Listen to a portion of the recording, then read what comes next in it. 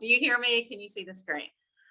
So I hope from my talk today that you will see how much I love sociology, and see the importance of our undergraduate experiences in particular as nurturing that love of the discipline. So I feel like this is my ode to the discipline in a way, and I have to admit that I am a little nervous, which may seem odd for somebody who teaches and does community workshops and presentations all of the time. But sometimes it's easier to get in front of our students than to get in front of our peers, especially mentors who mean so much to us in our academic lives. So I'm going to talk a little bit about the role of sociology in building just communities and what that might look like. So it's in moments like this that I'm reminded of my beginnings, that I'm just a small town girl from southeastern Kansas, Coffeyville to be exact, which is right on the Oklahoma border. So we've got Coffeyville and South Coffeyville. So when people ask me about what it was like growing up in Kansas, I tell them I really don't know, because I never really went anywhere in Kansas because we were on the Oklahoma border. So I know a lot more about growing up in Oklahoma than I actually do in Kansas. So came from southeastern Kansas. Both of my parents struggled financially. Neither of them went to college. And I actually had no idea what I was doing when I started at my local community college. My community is an oil refinery town. The picture here on the right is from the flood in 2007 that destroyed half of our community, when the dams broke and the oil refinery flooded and contaminated half of the community and displaced half of the residents in that community. The other one is a recent picture and put Coffeyville in the news in 2019, as stories broke about people being arrested for medical debt and being turned into collection agencies. And an interesting little tidbit, my mom worked for a radiologist and knew all of that, that situation and that process and the debt collector, all of that. So it's a small world when you see your hometown kind of in the news. My story, like many of our students, my story is not unique necessarily. My story comes from a poor working class community, first gen kind of experience going to college. And just like so many of our students, my story is filled with ups and downs and twists and turns. I was a smart high school student, was a member of the National Honor Society and volunteered on a regular basis. Behind all of that, though, I had a father who struggled with his sobriety, and this affected the entire family. And I was a teenager who was heading down a path that would eventually lead to death if I did not make some changes. I fumbled my way through community college. And so I started community college as a high school student. And so when I talk about, your 2 years at a community college, mine was about 6 years at a community college, because I really didn't know what I was doing. I eventually transferred to a 4-year university, and I entered college in the midst of a drug addiction. Meth was devastating so many communities in the area at this time in the early 2000s, and my community was not immune to this. I found myself deep in an addiction and had lost several friends to overdoses. So my undergraduate institution, which I cannot say enough about, Rogers State University, is where I finally experienced the transformative power of learning. It was by chance that I was searching for a way out of my town. I had gotten a letter in the mail that said I had finally taken enough classes at my community college that I had an associate's degree. And I took that as a sign that education was a possibility for me. And so I started searching, what are the options? What are the opportunities for somebody who has no financial ability to go to college, who doesn't even know what college really looks like? And I found Rogers State University. Rogers had just started their bachelor's degree programs at that same time. I would be among the first group of students to start in the social and behavioral sciences program, which was before there was actually a department for psychology and sociology. So it's amazing to see the growth in the program and to see, the ability to have separate departments. I would end up being among one of the first to graduate with a bachelor's from Rogers State University. My whole experience there was life-changing. I love sociology so much because it was on that campus where sociology literally saved my life.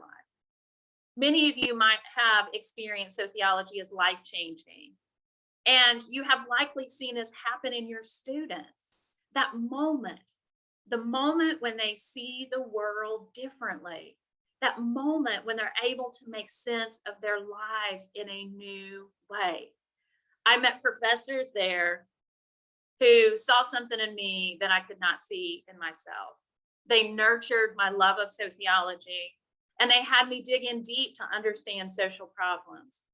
I was seeking tools to analyze and make sense of my own life, and my professors gave me that. It was here that I started seeing sociology as a means for building just communities. I came to campus with so many questions about my life and about the world and about understanding just social structures and institutions. And I left with the ability to apply sociological concepts to my own life and to see those same concepts in the world around me. To this day, I still feel that that is the greatest gift that we can give our students. So my faculty believed in me so much that they suggested that I go to graduate school. And my first response was, you mean there's more school than this? So if any of you are first gen yourself, you have probably responded in the same way. Like, what? I thought I was done with all of this. What do you mean? Like, what is next? What does that look like?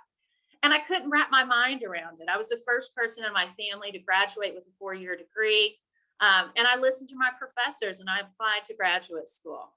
I later attended the University of South Alabama and then North Carolina State University. And each step of the way, I gained mentors who took me under their wing and poured into me on a daily basis.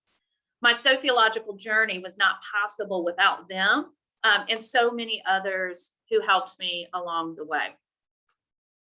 So part of my journey was learning about public, applied, and later clinical sociology. Michael Burroway's 2004 ASA presidential address sought to articulate a public sociology, which is an approach to sociology that aims to communicate with and actively engage wider audiences. There's much debate around, what is public sociology and what is applied sociology. Some of you may be members of the Association of Applied and Clinical Sociology. They define three areas of sociology.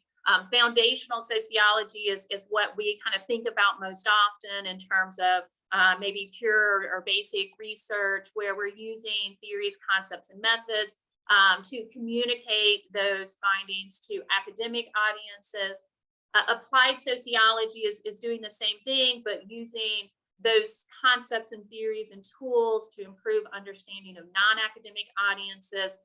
And then clinical sociology, which a lot of people don't know necessarily a lot about.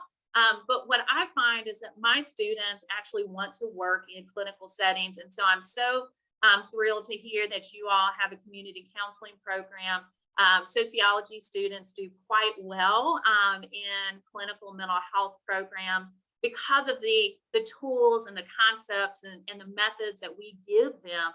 They're able to take that into clinical settings and to develop interventions for individuals and groups to improve outcomes and respond to challenges.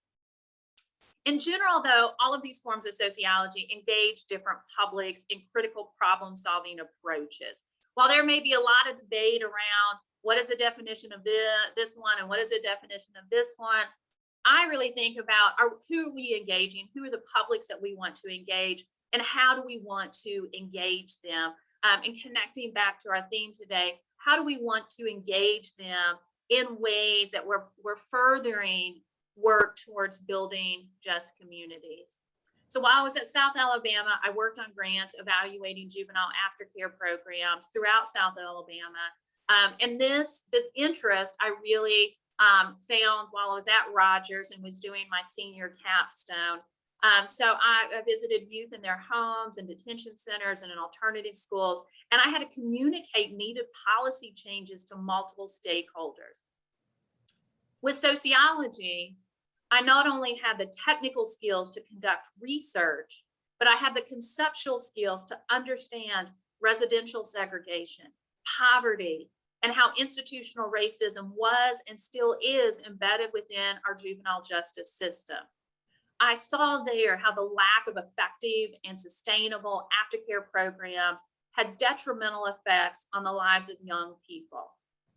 Later, during my PhD program, I became the caregiver for my cousin, who is now 32, and he came to live with me when he was 16. He has cognitive and intellectual disabilities, and I will be his lifelong caregiver. I have written about this experience and the ways in which sociology, yet again, gave me the skills to navigate this situation. I can remember trying to find him resources and attending my first IEP meeting where I had to advocate for basic educational rights. I had specialized knowledge, though, because of our discipline, especially knowledge of research and statistics, which helped me tremendously in this setting as administrators tried talking over me. And it was in that moment that I realized that for most just like general lay folks, they're not going to understand when people start talking about Z-scores and T-scores, but I had that knowledge to be able to understand when people were trying to talk over me, how to advocate for Derek's educational rights. This experience also showed me how inequities, namely access to care and education and just basic quality of life, impacted individuals, families, and communities, and really continue to ignite my passion for thinking about how do we build just communities where individuals and families have access to the things that they need to improve their quality of life.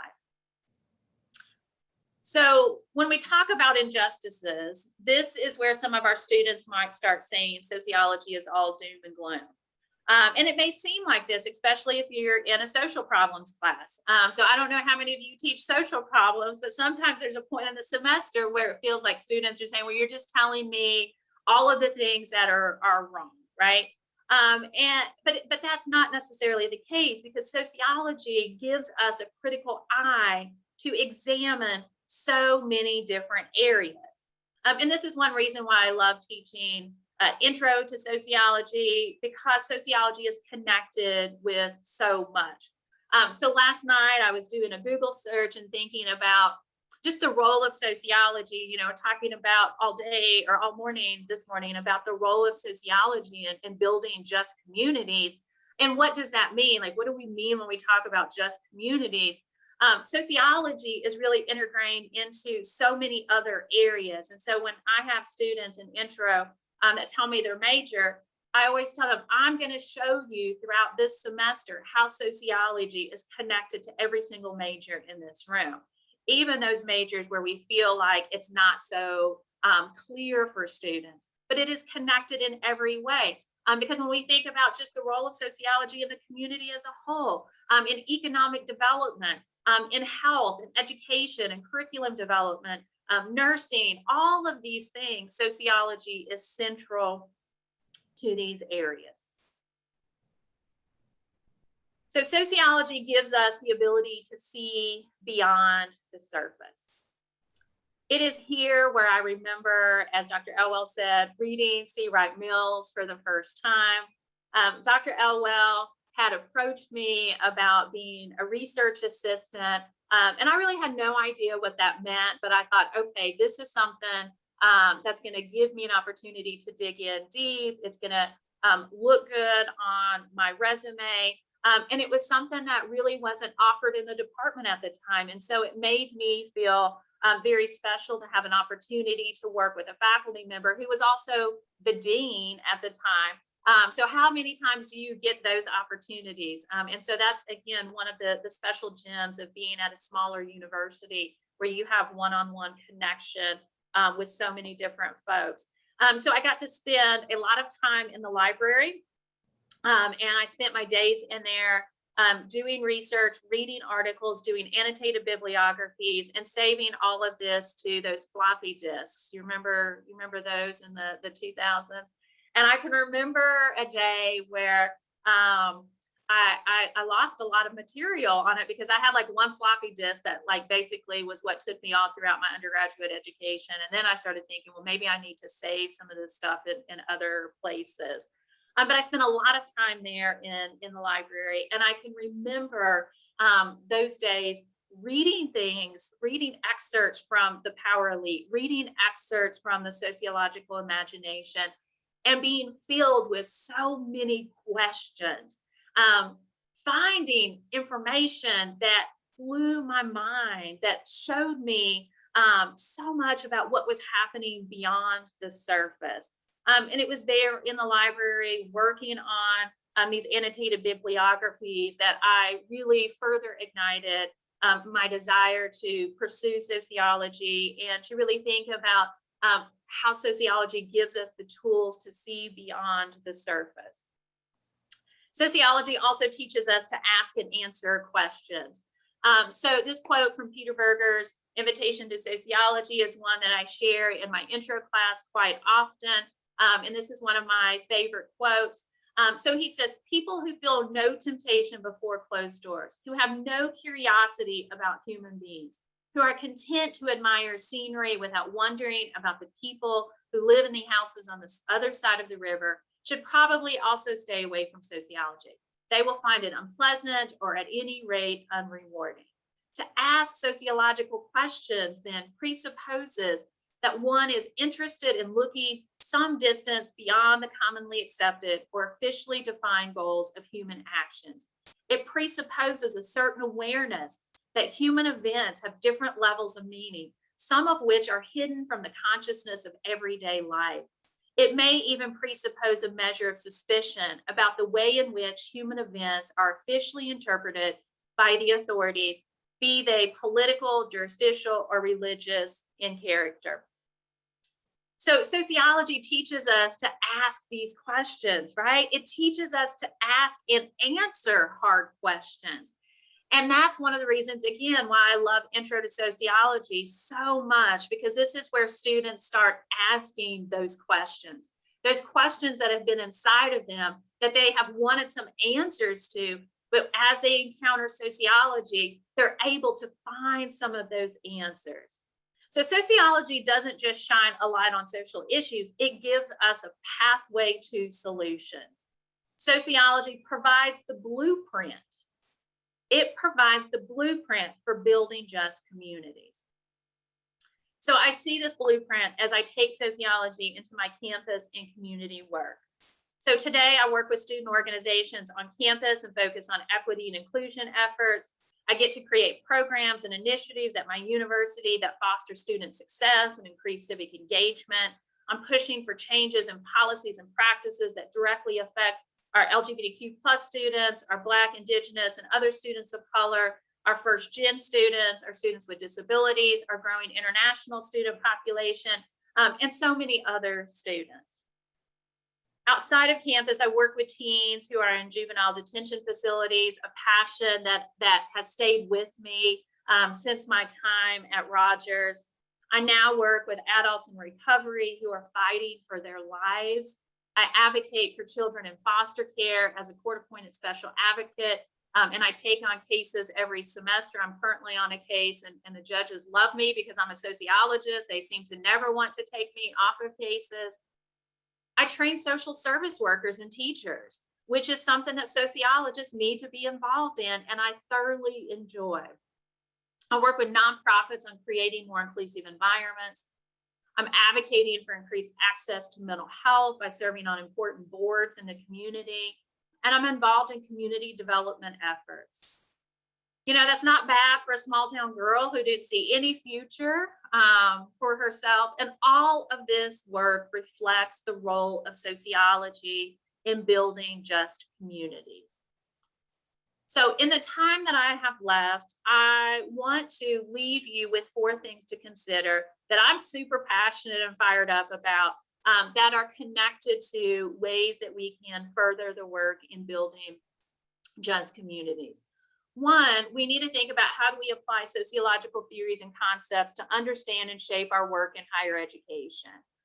So several years ago, I guess it's been more than several years ago, I've been out of grad school for quite some time now. But while I was in my PhD program, I worked with Maxine Atkinson and some other folks to develop this concept of sociology of the college classroom. And it's basically using our own sociological theories and concepts to understand our teaching spaces. Our classrooms are social groups, but we can turn our tools and our concepts internally inside of the academy and analyze what is happening in our learning spaces. Those of you that do sociology of education or sociology of higher education, you're well versed in these areas and understand how higher education is a system of power relations. And as higher education is going through changes, and you all have probably seen this at your own institutions, we're seeing this across the nation, we need more sociologists to really look at what's happening in our institutions. When we're thinking about building just communities, we need to think about our institutions as communities. We have students from all over the world, from all over the country that are part of our institutions. And what are we doing to affect change in our own campus communities? And so we need to be thinking about our campuses, our students, and our campuses, whether they are in person or virtual. These are our communities as well. And so how do we use our sociological theories and concepts to understand the power structures, those power dynamics that are playing out in higher education, and how this affects our students? Two, we need to reconnect sociology to its social justice roots. Mary Romero had a 2019 ASA presidential address and 2020 article that talked about this very thing. In the most recent Mid-South Sociological Association meetings, the Committee on the Profession hosted a panel to talk about this and what this looks like. So I would be remiss if I did not bring into the conversation some of the growing concerns that people have about what does this work look like in our campuses, in our communities, as the changing political climate may be bringing increased attention or scrutiny on things like critical race theory. And so there may be some hesitancies to think about connecting sociology to its social justice roots. And so what that work looks like for you, you do have to take that into account. And these conversations are important to have. But what does that look like at my institution? What does that look like given what else is going on in the state that I'm working in? And we do have to think about those things. We have to clearly articulate to our students what they can do with sociology. So what does it mean to build a just community, and how are they able to do that? For so long, I think that the tagline with sociology has been, well, you can do anything with sociology. And that's how we've been able to, get the majors that we have. Well, you can do anything with that degree. Well, students need to know, what does that mean? And as there's more and more pressure, and you may be feeling this at your institution, but at the state level, people want to see, legislators want to see what kinds of career opportunities, what are the outcomes, the career outcomes of our students. And in some universities where sociology programs are being merged or downsized or potentially taken away, we need to think about, how are we clearly articulating to students what they can do with sociology? What does a career in using sociology look like? Sociology is burdened by the fact that there's not just a career out there called sociology. And so it's hard for students to see what that looks like. And with increasing focus on workforce development, and you all may be hearing these conversations at your institution, we have to show what this looks like in terms of career outcomes. And that may be hard for some of us who are just like, we just love sociology. We love everything you can do with sociology. We want to talk about theory, and we want to, dig into these conversations. But we are going to have to connect our students to those career outcomes, and we're going to have to clearly articulate what that means. And then lastly, as an extension of all of those things, really expanding applied sociology offerings and community engaged research opportunities, as Dr. Andrew said, is vitally important to the student experiences at Rogers. Research and the doing of sociology is so important for our students. Students need to see sociology in action. They need to see, what does community engaged research look like? What do we do in the community? And applied sociology offerings are really important in that. And a lot of universities don't have applied sociology classes. But if we're thinking about workforce development and we're thinking about those kinds of things, this may be the time to have some conversations about applied sociology and connect that to community engaged research opportunities, connect that to program evaluation, connect that to policy work that all comes out of and is an extension of sociology. But we're going to have to think about, how do we keep the discipline that we all love so much, that we have invested so much of our lives? How are we going to keep that vibrant and relevant for students of today in the changing academy? Higher education is changing, and we want to stay very central and relevant to those efforts. If you are interested in what expanding applied sociology looks like and community engaged research opportunities, I want to plug a few other opportunities besides all of the sessions today.